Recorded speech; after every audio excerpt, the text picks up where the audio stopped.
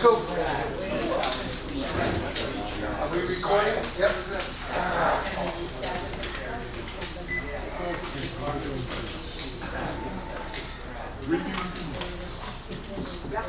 Yep.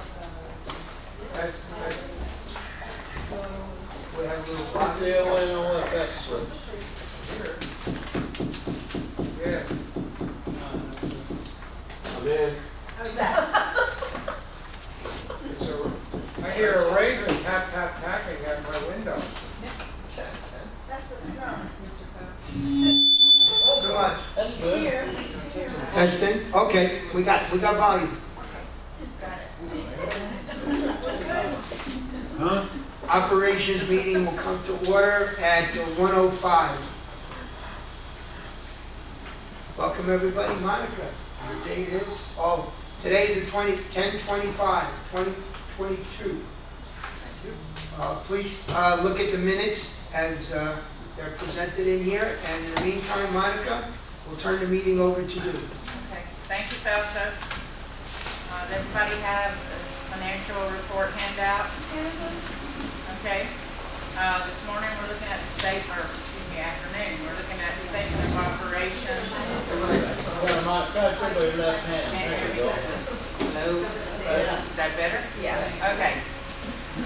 Looking at the statement of operations for the 10 months ended August 31st, 2022. For the month of August, we had revenues of $710,000. You'll see a new line item included in that, reserve revenues for $314,000. That was the deposit that we paid to the contractor for the emergency repair to the catwalk outside the card room, as well as the very first payment that was made on the HVAC demand letter, which was done on August 31st. So that revenue of $314,000 is offsetting the exact same expense during that same month. So the total expenses for the month were $742,000. That gives us a loss for the month of $31,000. For the 10 months, our total revenues are $4,341,000. We budgeted $4,014,000, so there's a surplus there of $327,000. That is primarily the result of us recognizing the reserve funds as revenues to cover expenses. The total expenses for the 10-month period, $4,597,000. We had budgeted $4,522,000, so we are $74,000 over budget. But when it comes to the loss for the 10-month period, we lost $255,000. We had budgeted a loss of $508,000, so we have a positive surplus of $253,000.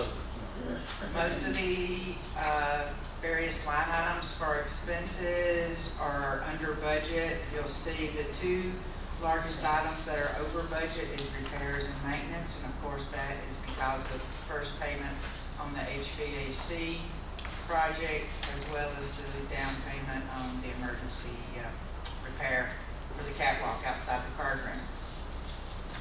At the bottom is your social activity summary. We revenues for the theater for the month of August, $2,596. For your theater, dances, and movies, we spent $7,280, so we have a loss for the month of $4,684. For the 10 months, our theater income is $195,000. Between the theater, dances, and movies, we paid $296,000. So there's a loss there of $101,000. We had actually budgeted a loss of $74,000.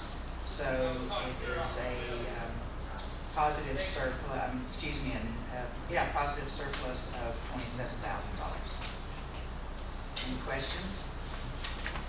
Okay. Next report is your cash summary. As of August 31st, our total operating funds were $1,232,000. Our windstorm deductible reserves, $827,000.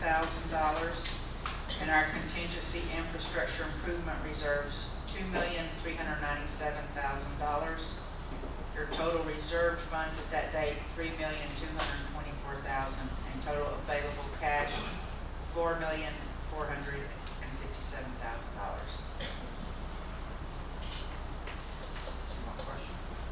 Any questions? Okay. All right, Yes, Bob. the windstorm deductible reserve, that has not been touched yet? It was touched just this week. Okay, so what do we have in there right now?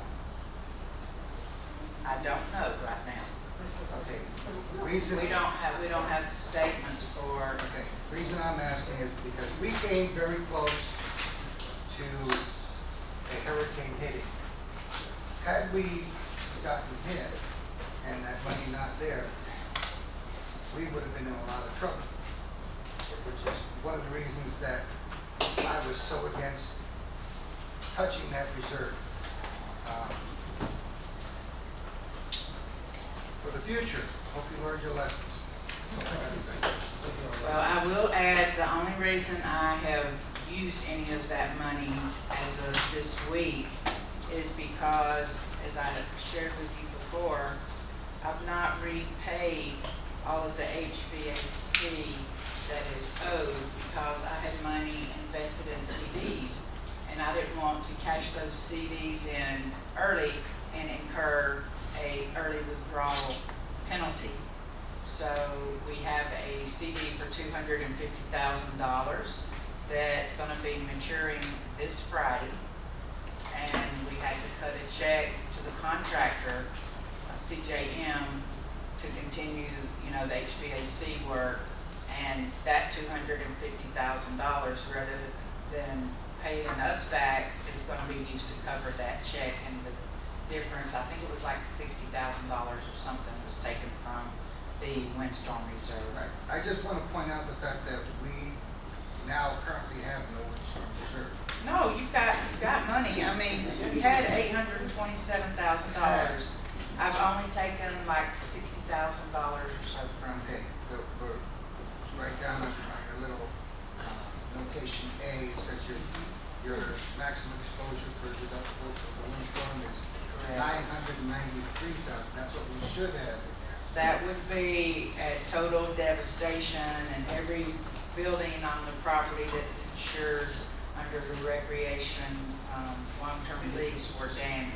Okay, I know people are upset with me over this, but I just feel that had we got hit with a category 4 like the West Coast did, that roof would have been gone. You wouldn't have had it, Bob, you wouldn't be here. Yeah, Do we have a 5% deductible? Yes, we currently do. It was previously 3%. Okay, so if it's a 5% deductible, the total we were gonna take from the reserves was about $750,000 eventually. And I believe it was 600 and something thousand. And then beginning in January, we'll start So that replenishing that would money. leave almost 170,000. That's 5%. That would leave us a damage of over $2.5 million before that deductible would be used up. See what I'm trying to get to? Is what we have left in the reserve is 5% of the total damage. So we would still be covered for a rather large damage.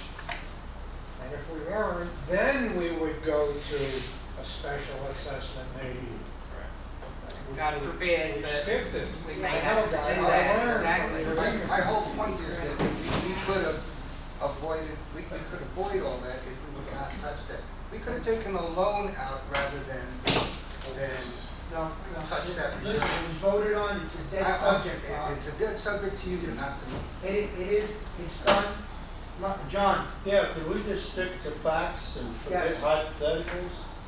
As If the hare had to stop to take a rest, the turtle wouldn't win the race. So let's just go with what we got. We know our treasurer is handling the money, doing a very fine job. She's got it under control. I'm done. Thank you, John. You're welcome. Okay, anybody else before we move to the next report?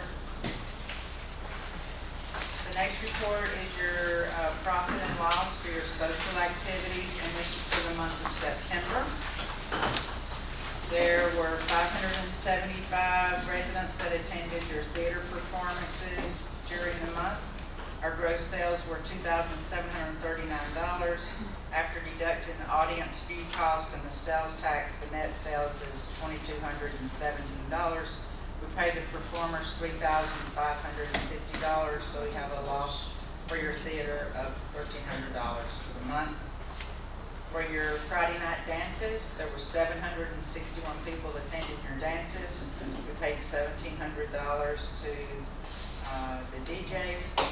For your movies, 354 people attended the movies. There were 4 movies during the month. We paid $1,284 for the movies. So between your theater, dances, and movies, we have a loss for the month of $4,317. Next report is the revenue collected from guests in this community.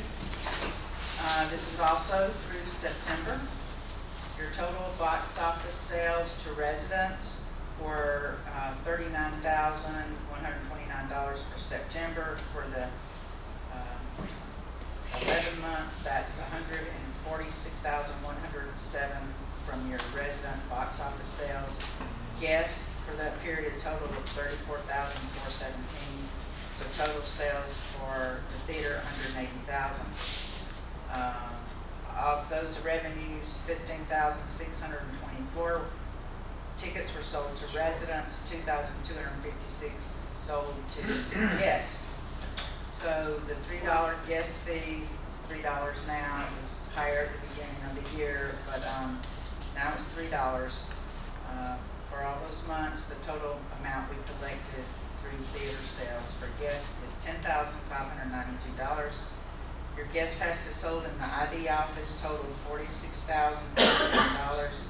Guest passes sold in the staff office, another $7,649. So total revenue generated from guests this year through September, $64,270. Questions? Okay, the last report is your estoppel income. This is also through September, and this was the month with the lowest number of sales in this community for the entire fiscal year. But year to date, there's still 833 units that have sold in this community, which is 17 more than there were in the same period for the prior year. So that's a little bit small increase of 2%. I can tell you that we're seeing this in all 3 of the communities, that the number of units turning over and selling is starting to slow quite a bit the last couple of months. So same thing happening everywhere. What about the other Century Villages?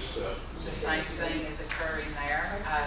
It's hard to say if it is because there's just no inventory, or if there's not as many people interested in buying and moving to Florida. I don't know. All I hear is everybody up north is moving to Florida. Could it be a recession? Well, yeah, a lot of factors that play into it. Who knows? But the activity is definitely coming in much slower in all 3 Century Villages. So having said that, if there's no other questions for me, I'm through. Thank you.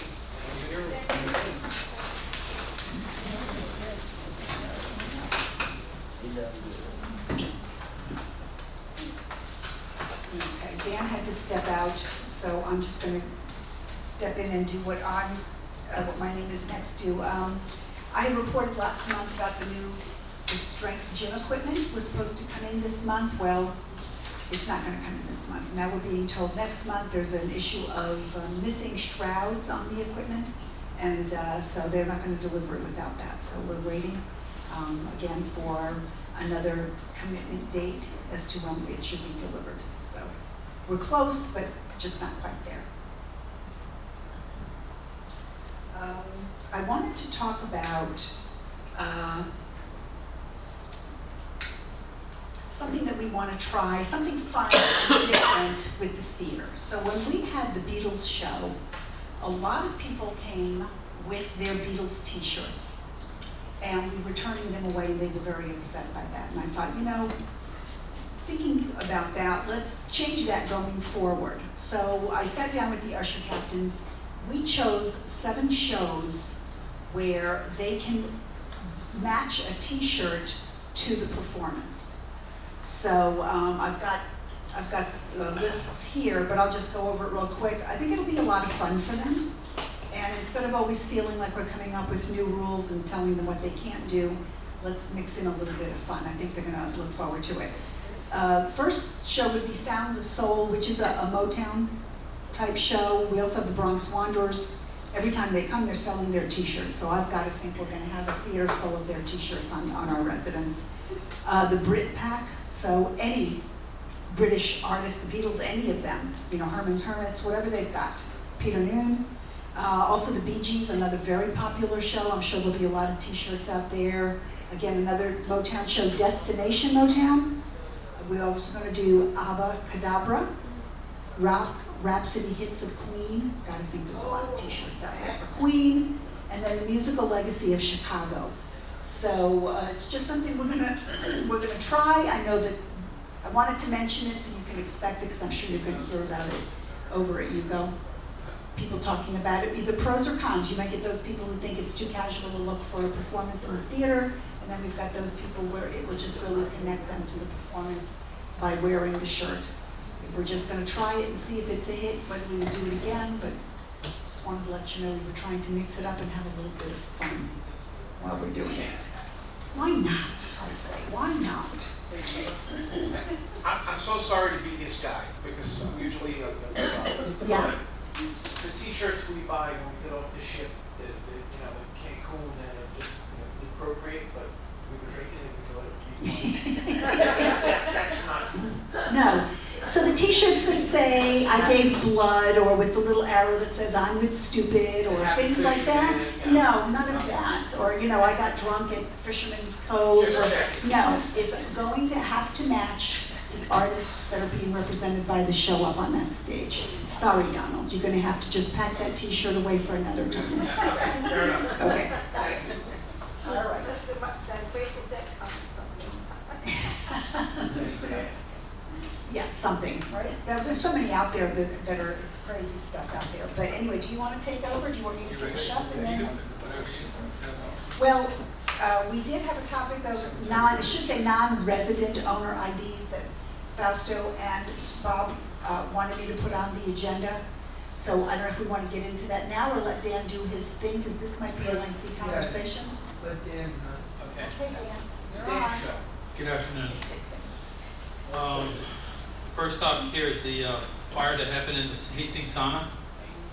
We basically had the adjuster come out. We handed all the information to our insurance company. We're just, it's on me right now to okay something that I just found out just now.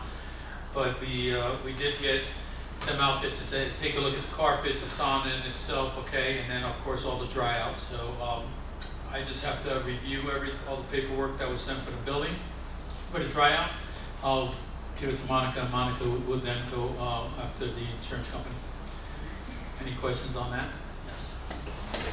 Not in relation to the repairs, but in relation to the possibility of eliminating the sauna after you make your subsequent repairs. Saunas are popular in countries like Norway and Finland and Sweden.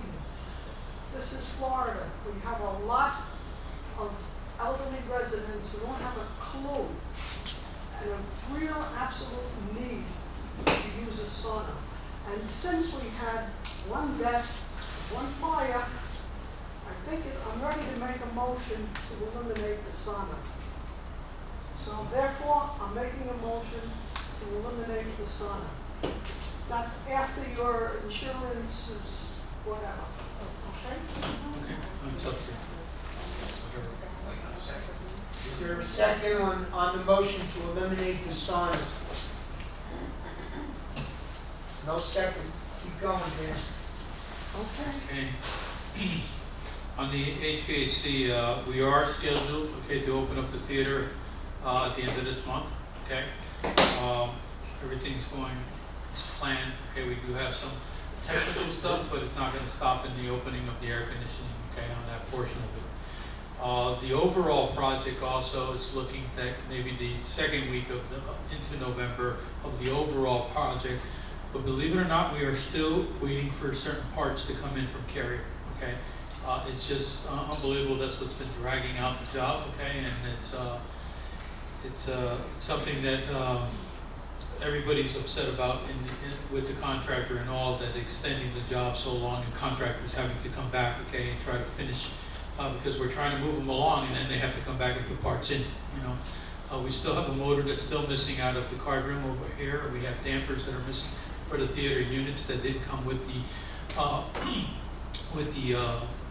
original parts that came with the original piece, the original unit. There's pieces missing from it. Okay, I don't know where they're coming from. I can't take that excuse anymore with the Ukraine thing, but it's Carrier, and we're having a big meeting. As a matter of fact, that's why I'm in and out of this.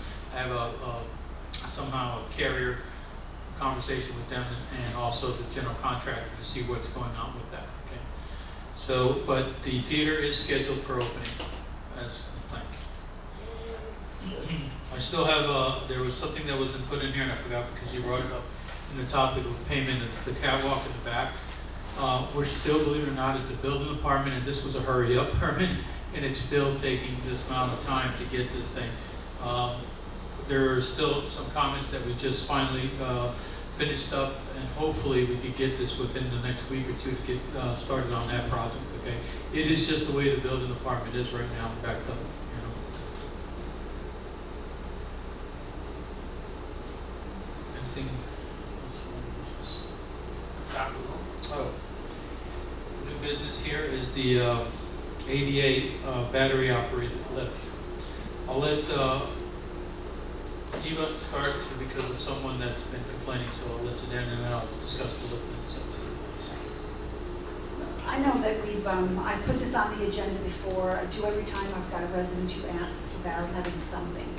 I think what they really wanted was a ramp so that they could walk down into the pool versus a lift.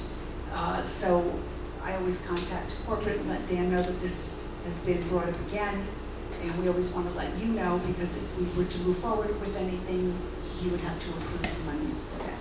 So having said that, I'm going to turn it back over to Dan, because Pembroke Pines has installed a lift at one of their pools. So he's going to speak on that.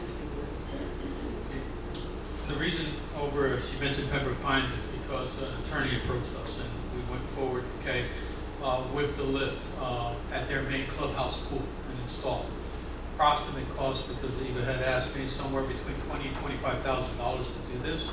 It's pouring a pad out there, depending on if it's a battery operated or one of those electrically operated or hydraulically operated. There's different costs and different costs on the amount of weight, you know. So they got an average one, okay, and it is being used.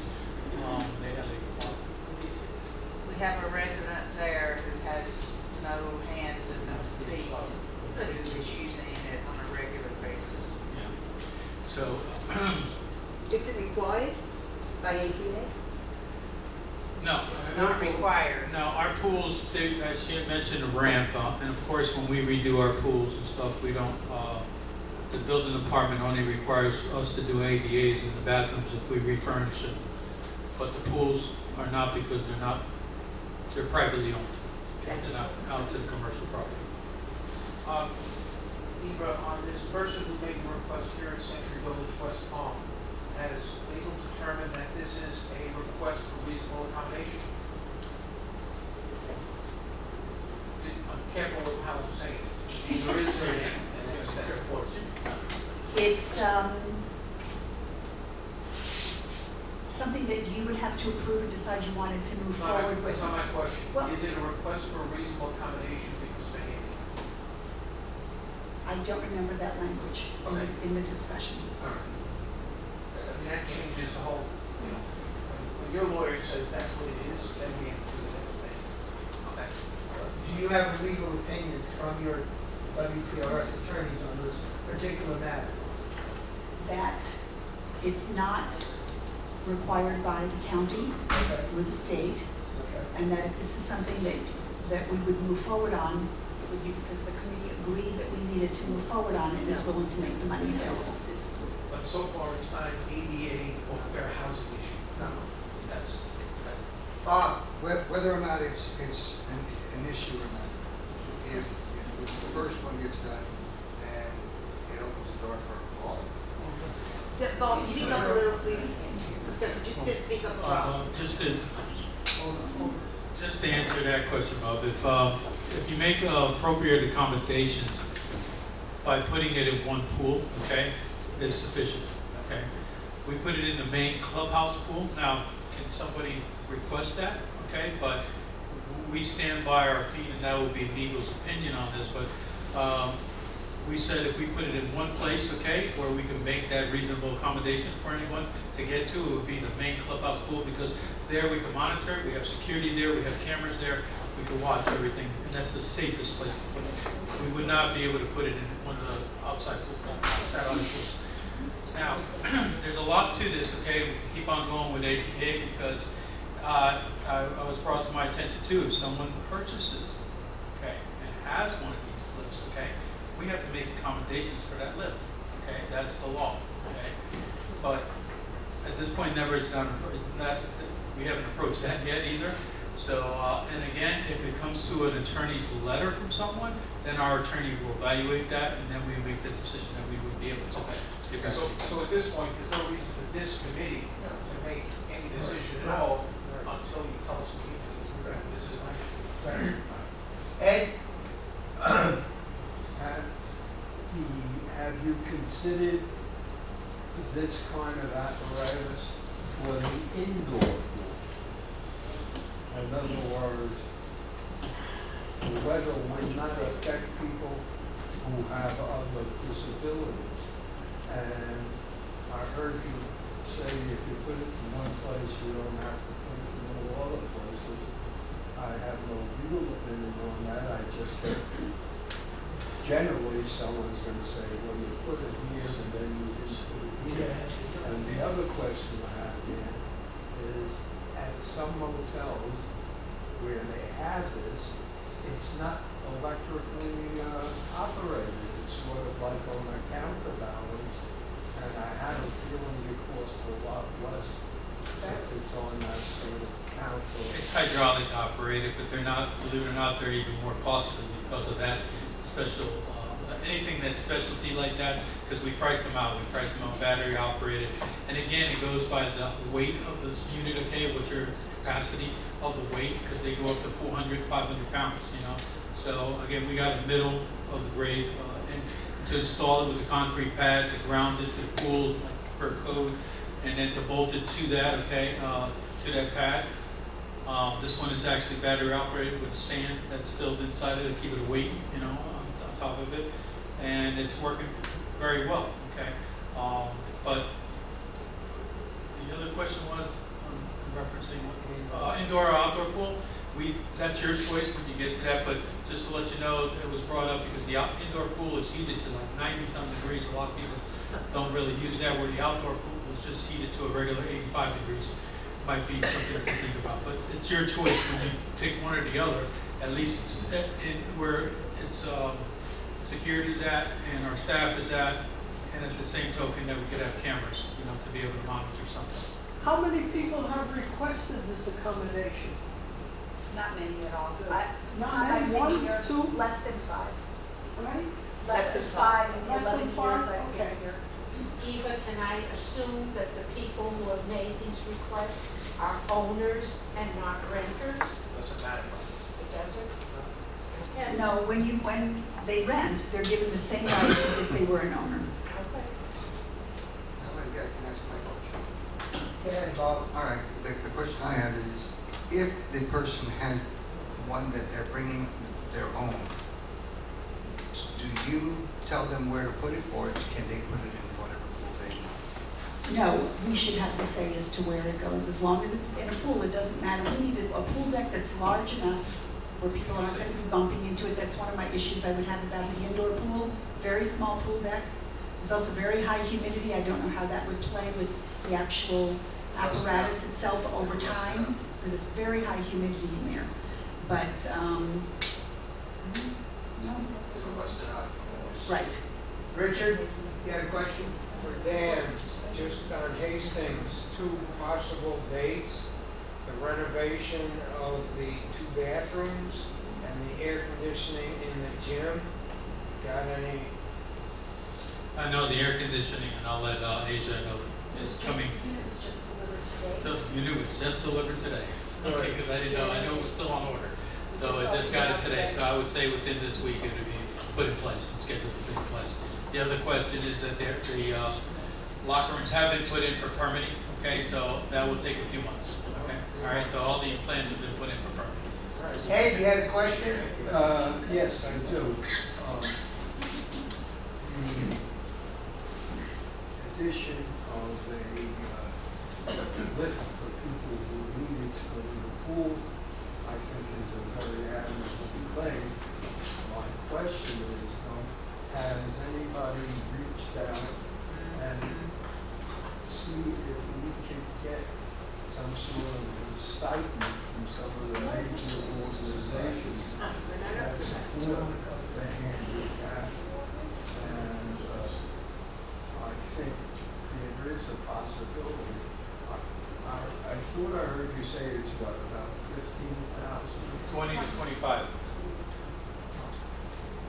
I think it can't hurt, and I think it doesn't matter one or two, because once you have I'm sitting here, I can't hear. other people. Well, Ed, I don't think we should even be discussing this until we have some kind of approach. Eva said that in 11 years, 5 people have asked for this particular type of service. And until WPRF attorneys tell us that we should be looking into it, we shouldn't be discussing it. That's my opinion. Oh, as always, everybody's entitled to their opinion, but I happen to be very close to an individual who has been handicapped from before he was 6 months old. And so I have a special feeling. And actually, he tried to buy a place here at one time, and it wound up with a lawsuit. So, God willing, I don't need it, you don't need it, anybody needs it. But it's not only those with a wheelchair, those with a walker. I think it should be considered, and if you want to check with the lawyer, I think that's fine, because I think in my mind, which was covered, if you put it here, or you Make a motion, Ed. putting it here, or you will wind up. Ed, make a motion. Make a motion, or let it go. I make a motion, we go ahead with the apparatus needed to go to a pool with electronic lift. Is there a second on the motion? Motion dies. Let's go on. Okay, I have one other thing that we didn't put in here, but we've been working on this, Donald and myself, on the dredging of the canal where the weir leads towards the Okeechobee Boulevard. I think those never got back to you, right? They are, Shenandoah did, Shenandoah will do it, not Hinton, right? no, Open Butler? yeah, so we can get 2. So we got at least one price coming through, we just need to get another, and see what happens. But I think it went into our budget numbers too, if I'm not mistaken. I don't remember the estimate on that. We estimated from Donald had prior to, and then we added. Right. Okay, when we get the second bid, we'll work on that and let you know exactly where we're at with this. And that's dredging that canal where it's overgrown inside there from the weir to Okeechobee Boulevard. Okay. Any questions on that? Okay. Good. That's everything on my side. Yep. So now we're back to the non-resident owner ID card. So according to Fausto, it's causing trouble for you over at Yuko. Because people who have a non-resident owner, so they're owners, but they don't reside there. So they get a non-resident owner ID, but that does not entitle them to a gate barcode, I was gonna say gate pass, barcode. And so they argue the point over at Yuko. So I think the question here that Fausto is raising is, do we really need an ID of this kind, and should we abolish its use? What did you say again, Eva? Whether we should abolish it. So, we have, for those of you that don't know, we have a regular ID, we have a renter ID, then we have an ID which has a blue stripe. If somebody that becomes an owner and there's a problem with the paperwork, whether the IDs were not turned in, they're issued a 2-week temporary pass with a blue stripe in the front. Those people are coming to and say, I want my barcode. And we tell them, no, there's a problem with the paperwork when you get your regular ID. That's right. We've been dealing with that now for a couple of years. Recently, they came up, I wish it would have been discussed with us, because we would have told you what the problems would have been up front. But the issue is that now a person comes with a regular ID with red drop-dead dates on it. It has an expiration date on it. It's usually 1 year. Well, now the people that come and say, I'm a unit owner, I have an ID, and I'm entitled to a barcode. And they're not entitled to a barcode. And the argument comes, well, I have a Century Village ID. And what I said to Eva, this is presenting a problem for the girls at the desk, okay? And they don't want to hear it. They show us, well, I have an ID, and it says Century Village ID on it. And as I explained, we have worked through all of these different scenarios out. An owner, non-resident, can come with the deed to his property, go to the guardhouse, and he's allowed access into the property. Okay? If, in some cases, we have someone that's been deemed as a curator for the estate, or has a letter from an attorney that he needs to get in, clean the apartment so it could be put up for sale by the estate. A deal has been made with security. Security, the head of security, Daniel, enters that person, the contractor, for 2 weeks, 3 weeks, 1 month, whatever time they tell us. But we have a letter from the court that says that this individual has to do with that piece of property. That person's name is put in there, the contract is put in there, and the apartment gets cleaned out, gets presented so that it can be sold. In this particular case, you have an owner, non-resident, that says, I have an ID, and they don't understand that they're not entitled to use the clubhouse, to use the facilities, or to a barcode. And I discussed this with Eva, and I said, it's giving the wrong information to the individual.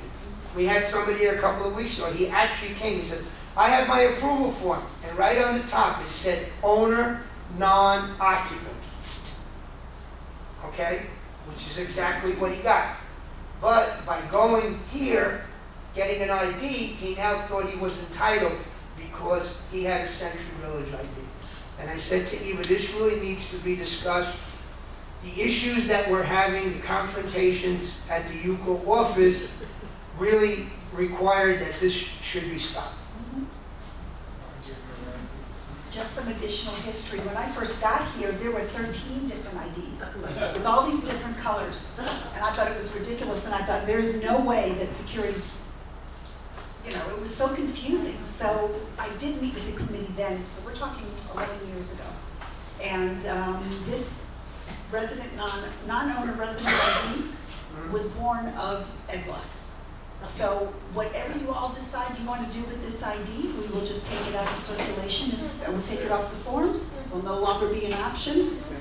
But of course, listen, they see everybody zipping through in that right lane, right? And there's always a long line on the left side. Of course they want to be able to zip in, and they're going to come and make these demands. So, All right, our recommendation is that this class of non-owner ID be removed. Resident ID be removed. I make a motion that we remove the Thank you. non-resident ID. Second by Ruben. Okay. Richard, you got a question? I was gonna say the same thing, eliminate it and let non-resident owners bring the paperwork when they wanna come in. Yeah. I just said that, didn't Even just for everyone's I? information, any owner, whether they're a resident or not, if they have a copy of their deed and a copy of their driver's license, they get through. So there's no issue of a unit owner, a property owner not being able to go to their property. One little sneaky point is, and I get this at least once a week, a landlord or a non-resident owner says, well, I've got guys come in to work on my apartment. How am I gonna get them in? Well, the answer is, you can't. You can't call in guests because you don't live here. You have to be here to bring in and that's just part of the game. You know, we're not there to make it easy for them, and we're gonna keep the place secure. So that's my input. Any questions? How will you dissipate of these IDs that are out right now? Bolos. Yeah, well, they have an expiration. well, when they present them, we'll let security know that when presented, they're to be confiscated.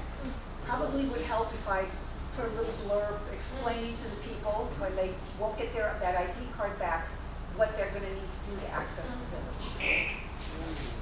We Call the need question. not the deed. Yes. Yes, well, that's what I meant when I said. No, I mean when they show their card. No, we're gonna confiscate it. Your guard's gonna be the ones confiscating it at the Bolo. gates.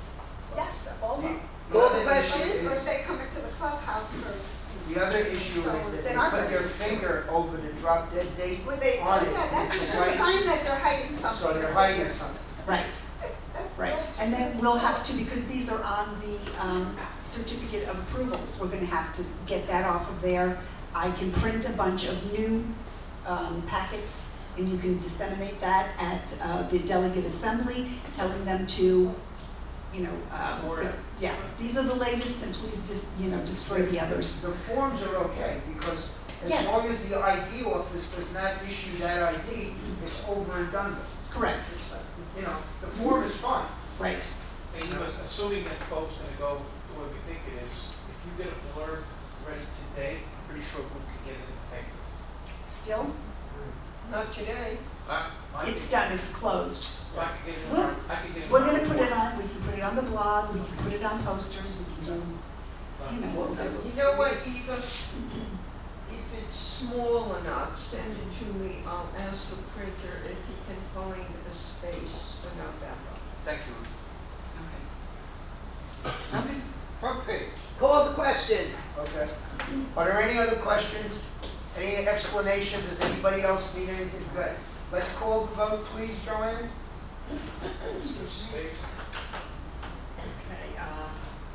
motion was brought by Joyce Reese, and who seconded?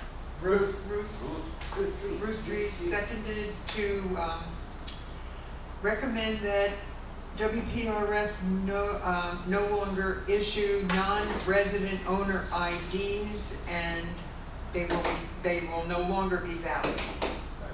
So we won't issue them, and they won't be valid. Owner, non-resident ID. Owner, non-resident. non-resident, right. Yes. Or non-resident owner. However you want to put it. I'm going by what's on top of the sheet. Okay. Ruth Reese, Yes. Joyce Reese, Yes. Richard Handelsman, Yes, Olga Wilkenstein, Yes. Bobby Levin, Yes. David Boaz, Yes.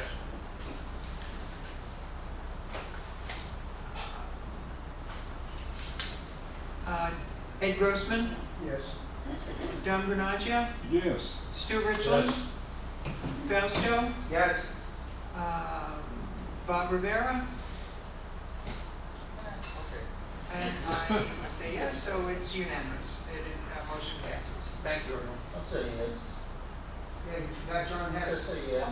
Okay. Personal voice.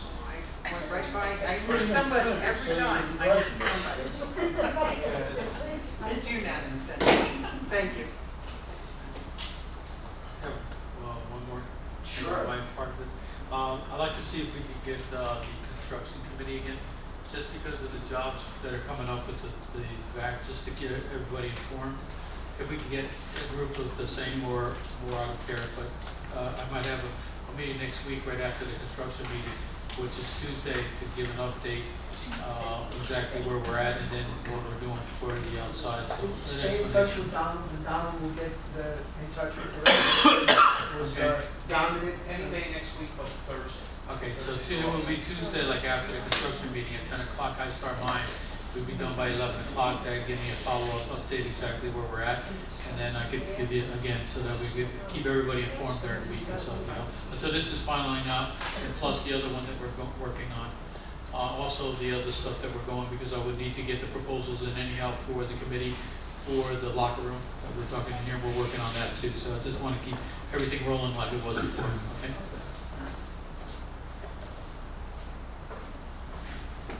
I'm done with all the topics on the agenda. Was there anything else anybody wanted to bring up for discussion? Eva, I'm just curious, do we have any records on how many people actually use the indoor pool in a week or in a month? Not really. We have our regulars that are there pretty much every day. Not, well, they alternate, but it's not heavily used. But no, I don't have a number on that. Just curious. Yeah. John has a question. Yes, John does. Hi, John Bagdonis, Windsor Art. First, I want to compliment this committee on dealing with some of the high-tech issues you have to deal with. It's way above my pay grade, so I know a lot of people appreciate that, so that's my one plus. At the moment, I'm here representing the tennis community. And I got a couple of phone calls, and then I went and checked it out. One of the courts is cracking pretty badly. And when I approached Eva about this, we were under the assumption that this was in last year's budget to do resurfacing at a certain amount. Is that easy to get that information back? What was approved and how much was spent? And the reason I'm asking this, Eva came, she checked it out, took a bunch of pictures because it was within the last 6 months that the work was done. I was informed, I had to revamp my thinking a little bit, that we paid for only a paint job. That's one of the reasons all the paint went across the parking lot at Somerset. I don't know why we would paint over cracks. I mean, it doesn't make a lot of sense, other than make it look pretty for a little bit. Are these the old courts, John? Yeah, these are the two old courts. The ones that are two together. And again, I don't remember the exact amount, and I thought it was for resurfacing. But now it seems that it wasn't for resurfacing, and there is no warranty, so the cracks that are there.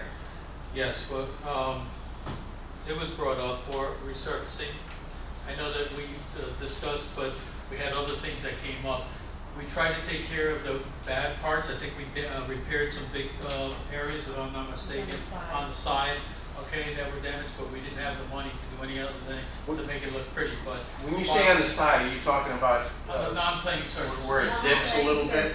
By the fence, the non-playing surface, it was actually dipping where the. Yeah, I know what's going to But happen. the answer to your question, it was, but there was other things on the budget that needed to go in front of that. That's why the monies were taken out. But we will look at this next following year to take care of, you know. Since we put a lot of money into the primary ones before that was in there, the board had decided at that time that we go to other projects that we had that were at this time more important to go forward. I just want to be able to answer the questions when That's I get all. them from our Not folks. that it isn't important, it's just. No, I prioritizing, that's understand. But was there a certain amount that went into the budget for the paint job?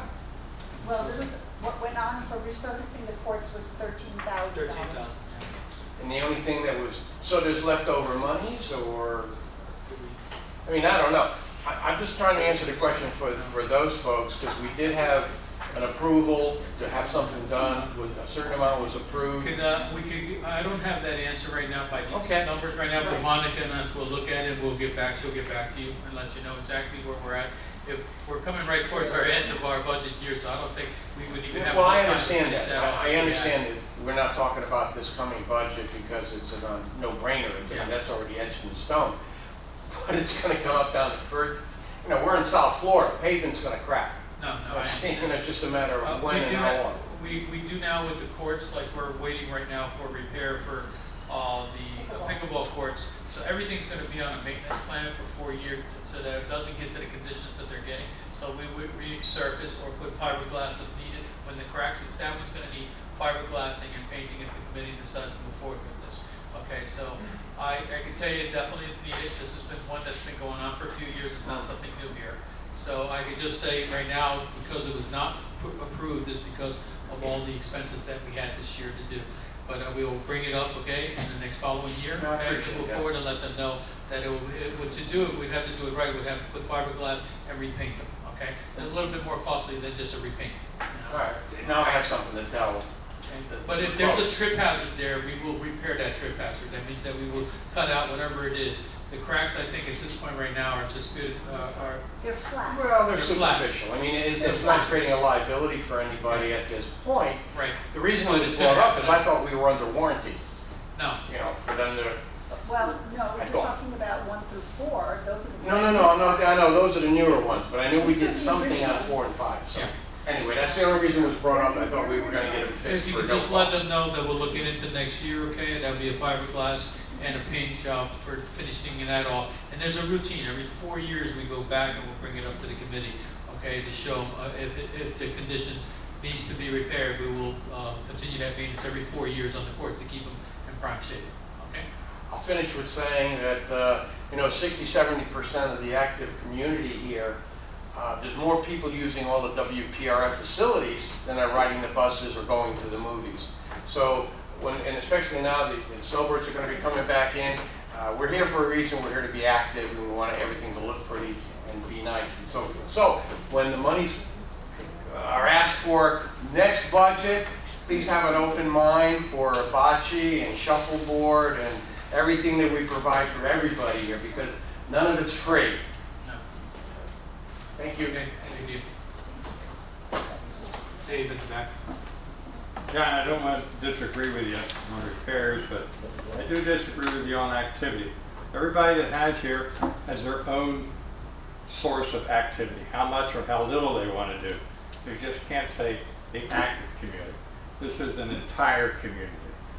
I was specifically I referring to understand, and what you're WPRF saying, facilities. you're isolating. I mean, people take a walk and that's an activity. I'm not, that's fine. What I'm saying is the pools, all the different courts, all the different recreational games that are played, there's more people using them than are riding the buses. Just making a point, when we come back for money and they ask for some funds for a sailboat or bocce ball or whatever heck they would need, just keep an open mind, because this stuff is gonna come up. Not this year, but it's gonna come up next year. Just keep an open mind when it comes to spending some money. Thank you. I really think we do have an active Oh, no, community here, and I think we're we have splitting hairs, open I mind. agree. May I finish? Yeah, I'm sorry. I would really debate your numbers on the usage of the bus system. Okay. Ed, you had your hand up? Yes, I did, thank you. It's a topic we covered before, and this is Paul, told you that was meant for one ride. And that is the ability for a handicapped person to swim. And as I heard, that you have to check with your lawyer and everything. You have to speak up. So, what I want to say is, if you do go forward, I'm going to put a little water in the well. I'll give you a $500 check from you to get this going. Okay, well, this has been discussed with the attorney, and so we're not going to move forward without the committee telling us that they want us to move forward and are going to make the monies available. John, you had your hand up? Yeah, I ushered a dance Friday night and had a lady come up to me and ask me for a copy of the rules for the dance. This first dance I've done this year, and I don't know what rules in particular she's talking about, but she said every week or every month, however often she shows up, she said there's new rules all the time. I said, well, I have no idea, but I'll bring it up to operations meeting to find out what all the new rules are, so they got a clue of what's going on. Well, the rules have been forming as issues have been developing, so I've actually come up with something that I'm going to fine tune, but it will help focus the ushers as to what they're supposed to be dealing with, what they're supposed to be looking out for and dealing with. And so, I don't know that I don't know, didn't even think of it that way, that we would hand out Well, Saturday, Friday night dance That's like rules. That's like that. well, I to mean, me, it's, you to know. me, whenever they come up and ask me, well, what's the rules? Every time I come in, there's something new I can't do. Like, there was three ladies standing on the corner of the dance floor, and I was instructed, go tell them they can't stand there and talk, they gotta get off the dance floor. Well, that's common sense. But Yes. it would be, if it was really crowded, fine, but whether there hardly anybody around, it'd be like me standing over by the door. We've experienced that there's a clear division between off-season, when we've got half of our community living here, and when we're in full season and we can have upwards of 14,000 people. Granted, we haven't been there because of COVID, and then we had the extra year where the party room was closed, so we are anticipating a very normal season this year, okay? So the dance floor is not big enough in season for all the people that are trying to dance on the dance floor. And you've got couples dances, you've got people fast dancing, and then you have the line dancers and people wanting to form circles, and you know, so it is an issue. So common sense would dictate, leave the dance floor for the dancers. If you want to talk, step off. But common sense does not prevail. But I really don't want to come up with a list. I couldn't find any common sense, so I was talking to them. You know, I mean, look, so some of the things are, we know that they check IDs at the door. We know that they check on the dress code. We're gonna tighten that up a little bit for the women. The men feel that they're being picked on and the women are getting away with everything. One of the issues, we do have dance floor issues. I've made signs where half the floor is going to be, you know, designated for our couples and half for the line dancers. And I know the couples dancing get mad at the line dancers, but, you know, if you're lucky enough to be a part of a couple, you get to do your couple dances. But we have a lot of widowed people who don't have that partner, but they still want to get up there and dance. Again, we need to make accommodations for everybody. We should be sensitive to everybody, okay? The other thing is, you know, although I allow alcohol in the party room for the dances, that excludes drunkenness. I don't want anybody drinking to the point where they're obnoxious and loud and stumbling, and, you know, that's a no-no to me. But that means that the ushers have to make an effort to identify these people, because I deal with it. I've suspended them, and I will do what I need to do to put a stop to that and send a clear message. I get to do that through suspension, but I have to be able to identify the people, and that's where the ushers come in. One of the biggest issues this past weekend was, not this past, the weekend before, was the fact that we had a group that wanted to celebrate a birthday party, so they moved tables around. Well, they moved tables in such a manner that if we had an emergency and people needed to exit and they wanted to go to the north double doors out into the parking lot, they had moved tables directly in the path of those doors. So between the chairs and the table, nobody was going to get to those doors. They were going to have to go around. But by doing that, 3 tables together, they also narrowed the space between a couple of tables, and that's how it happened. If you look at these chairs, the back legs extend out, and that's exactly what happened. Foot got caught on that back leg, and down they went.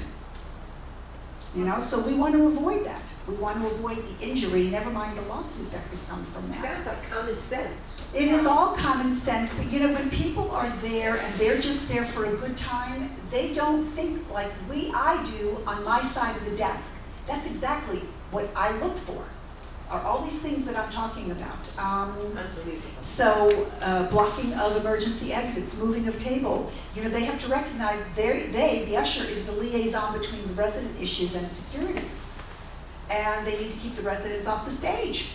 Okay? I mean, the DJ is right on the edge of the stage. I don't know why they feel the need to climb up onto the stage, not by the ramp, not by the stairs, but from the front where the step is higher, and they need to grab onto the DJ's equipment to pull them up.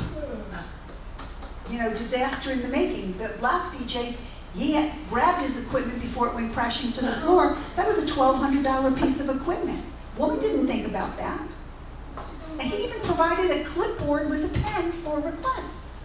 So it all gets lost. You know, when I look at the video, it looks like a free-for-all. It can be very overwhelming for the ushers. So we had an usher there who does a bang-up job in the theater, but was clearly out of her element in the party room. So I think that she just needs to not volunteer for the party room, and we're going to do more about providing the structure so they know what to look for, what to identify, how to take quick action. All right, we're going to clean this up. And it's also aiding emergency personnel by clearing a pathway. So, you know, we're going to, spotlight's on it, I'm on it. It'll be different a month from now. Just a quick question.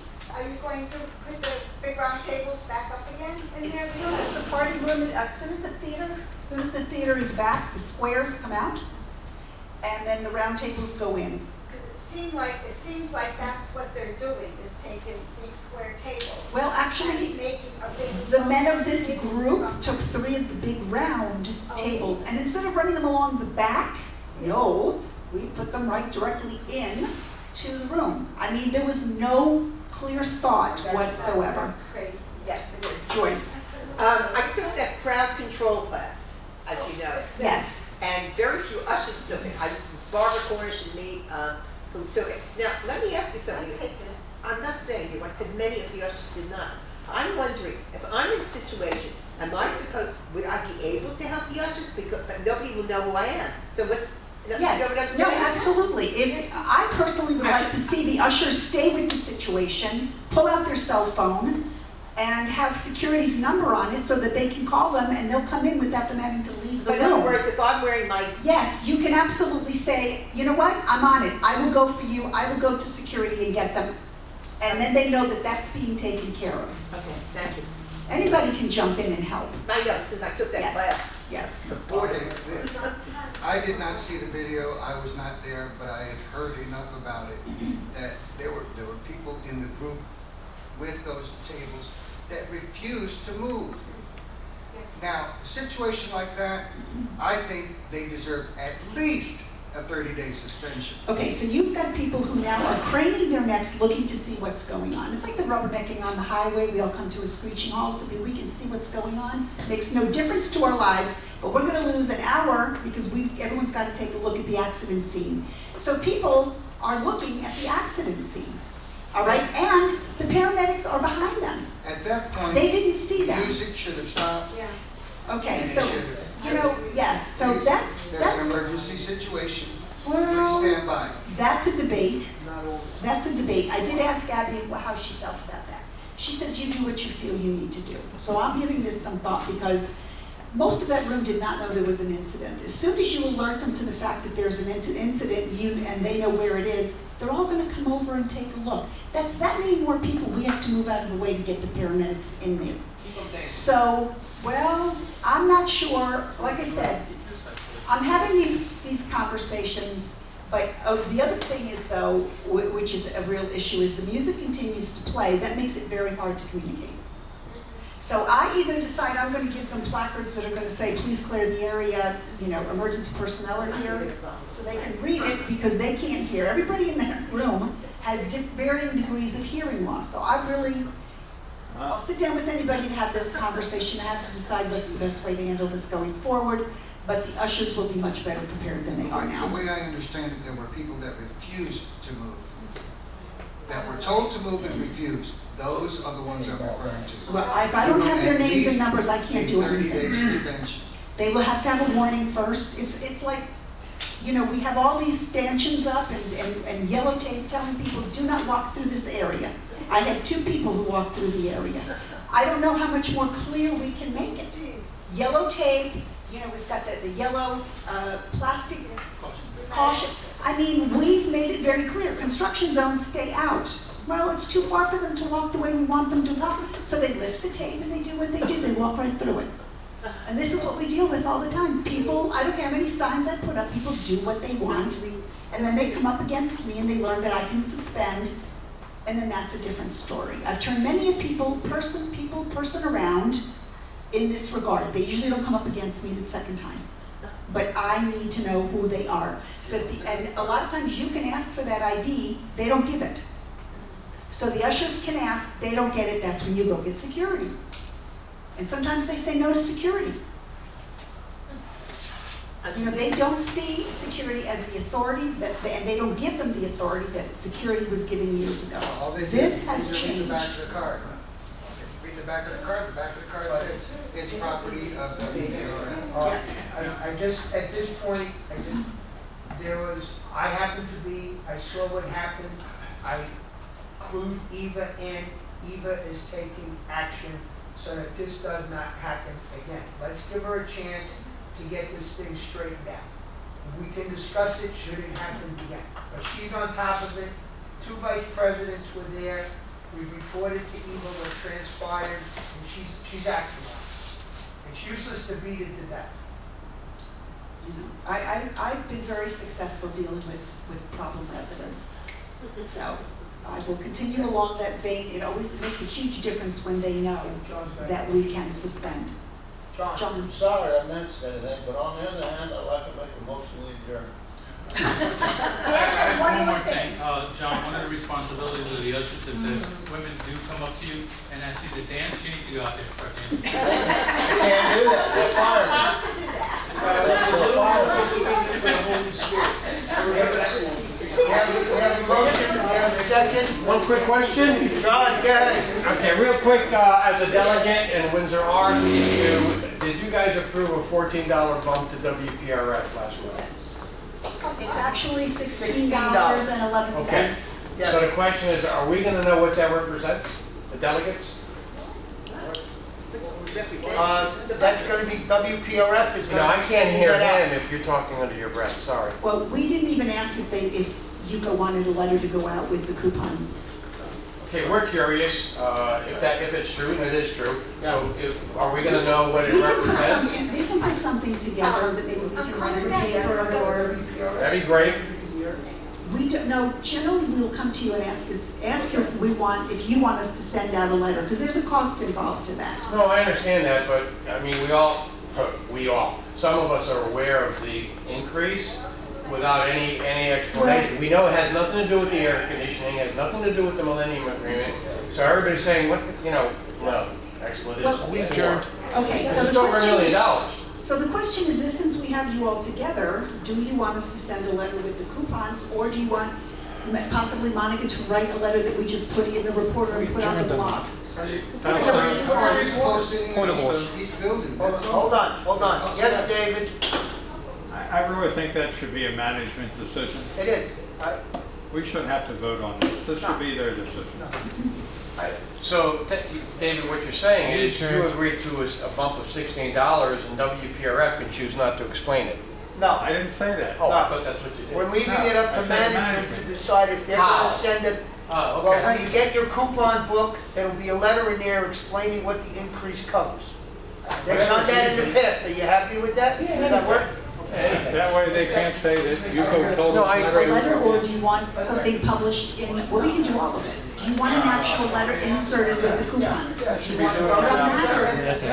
Yes, not every year, it's only when there's something special. In this particular case, I think. Give our budget out. Per unit, per month, it's over $1 million. Just wanted to make To sure do the math. you said something referencing air, doesn't include air conditioning. We're gonna clarify because it does. It does. So he said it doesn't include this, doesn't include that, but. It does include the air conditioning. Oh, I thought it did.